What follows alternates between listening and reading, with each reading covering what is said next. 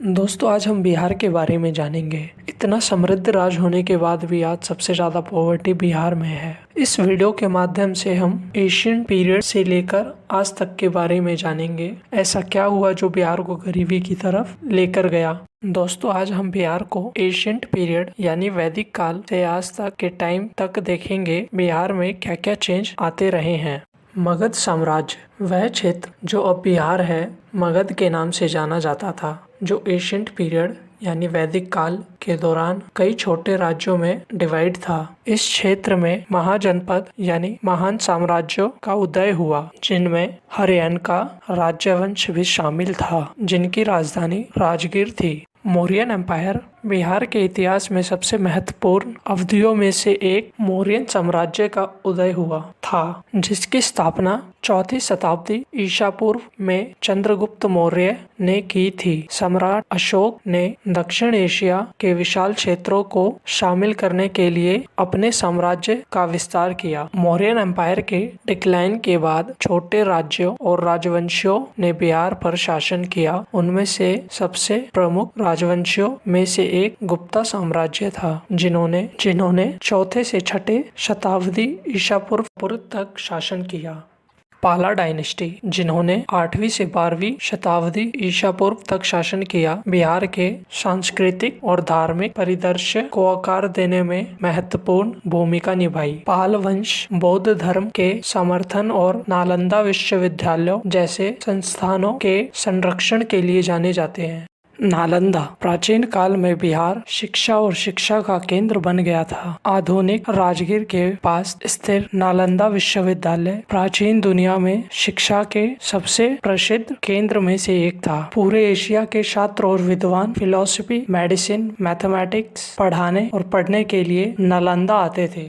प्राचीन काल में देखा जा सकता है बौद्ध धर्म और जैन धर्म दोनों का बिहार की संस्कृति, कला और दर्शन पर गहरा प्रभाव था। राज्य शिक्षा और आध्यात्मिका का केंद्र रहा है, जिसमें बोध गया जहां बुद्ध को ज्ञान प्राप्त हुआ। नालंदा शिक्षा का प्राचीन सीट और राजगिरी ये बुद्ध और महात्मा दोनों से जुड़ा हुआ है। महत्वपूर्ण स्थलों में से एक है बोध गया। बिहार में बौद्ध धर्म से जुड़ा शायद सबसे महत्वपूर्ण स्थल बोध गया है। यहाँ पर सिद्धार्थ गौतम, जिन्होंने बाद में बुद्ध के नाम से जाना गया, उन्हें वृक्ष के नीचे ज्ञान प्राप्त हुआ था। दोस्तों इसे एक यूनेस्को वर्ल्ड हेरिटेज साइट में भी गिना जाता है। मुगल पीरियड बिहार अपनी रणनीतिक स्थिति और उपजाऊ भूमि के कारण मुगल साम्राज्य के क्षेत्रों का एक महत्वपूर्ण हिस्सा था। मुगल प्रभाव ने बिहार की वास्तुकला, संस्कृति और समाज पर अपनी छाप छोड़ी। मुगल कला के कई स्मारक, किले और इमारतें अभी भी बिहार में पाई जा सकती हैं।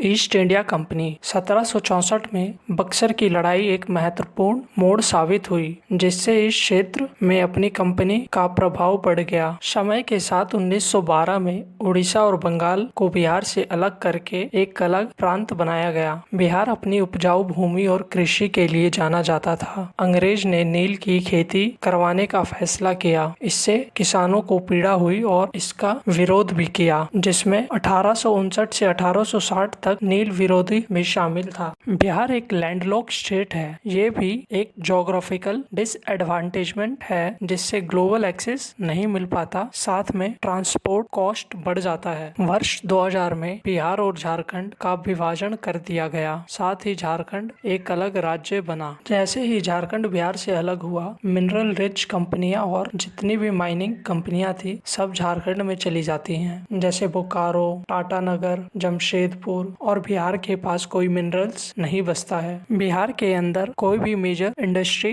नहीं है, जिससे लोगों को रोजगार नहीं मिल पाता और वो फिर दूसरे स्टेट की तरफ अपना रुख करते हैं। दोस्तों आज बिहार की पर कैपिटा इनकम 54,000 के करीब है। आज के टाइम में बिहारियों को अलग ही नजरों से देखा जाता है, उनका मजाक बनाया जाता है। और हम बात करते हैं बाहर के देशों में हम इंडियंस के साथ भेदभाव होता है। बिहार अपने कास्ट पॉलिटिक्स के लिए भी फेमस है। 70 साल में 40 से ज्यादा बार सत्ता बदली गई है और 24 से ज्यादा बार चीफ मिनिस्टर बदल चुके हैं। बिहार में आज तक जातिवाद पर वोट दिया जाता है। अगर एक पार्टी अपने बारे में ना सोच के पूरे बिहार के बारे में सोचे तो सबका फायदा होगा। आज के टाइम में देखा जाए तो सबसे ज्यादा पॉपुलेशन बिहार का है और सबसे कम लिटरेसी रेट बिहार का ही है। नालंदा यूनिवर्सिटी होने के बाद और सबसे ज्यादा आईएएस और आईपीएस होने के बावजूद भी सबसे कम लिटरेसी रेट बिहार का ही है। इसका एक बड़ा कारण बिहार का एजुकेशन सिस्टम है। आज के टाइम में सबसे ज्यादा यंग पॉपुलेशन बिहार में है। सबसे ज्यादा हार्ड वर्किंग पीपल बिहार से ही निकल के आते हैं। फिर भी बिहार के लोगों को